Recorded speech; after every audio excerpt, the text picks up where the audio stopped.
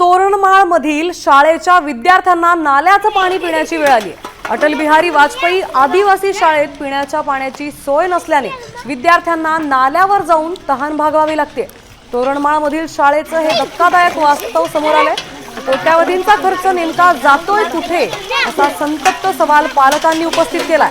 जर हीच परिस्थिती राहिली तर या आदिवासी मुलांच्या आरोग्याला जबाबदार कोण असा प्रश्न पालकांनी उपस्थित केलाय।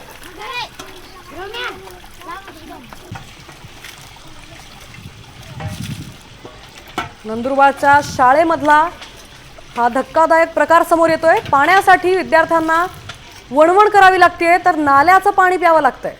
कोट्यावधींचा खर्च जो शासन प्रशासन करताय ते जातोय कुठे असा संतप्त सवाल पालकांनी उपस्थित केला। नंदुरबारच्या शाळेतल्या या धक्कादायक प्रकारामुळे आता पालकांकडून संताप व्यक्त होतोय। विद्यार्थ्यांना प्यायचं पाणी उपलब्ध नसल्याने त्यांना वणवण करत एका नाल्यातून पाणी प्यावं लागतं।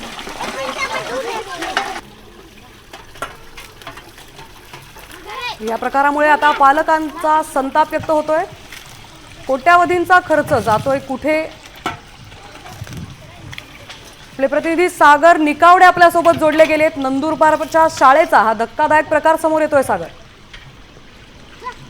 खरेच तर सातपुड्याच्या दुर्गम भागातील विद्यार्थ्यांना शिक्षणाची सोय व्हावी यासाठी थंड हवेचे ठिकाण असलेल्या तोरणमाळ या ठिकाणी आंतरराष्ट्रीय अशी शाळा बांधण्यात आलेली आहे। कोट्यवधी रुपयांचा खर्च करून अत्याधुनिक सगळी ही शाळा जी ती बांधण्यात आलेली आहे। त्या शाळेमध्ये 1700 विद्यार्थ्यांची ही क्षमता आहे, मात्र सुविधांचा अभाव कुठेतरी या ठिकाणी दिसून येत आहे। खरं तर इथल्या ज्या बालकांना अक्षरशः जवळच्या ओढ्यात आणि नाल्यात जाऊन आपल्या जेवणाचे भांडे धुवावं लागतंय, पाणी पिवावं लागतंय, अशी सध्याची भीषण परिस्थिती जी ती समोर आलेली आहे।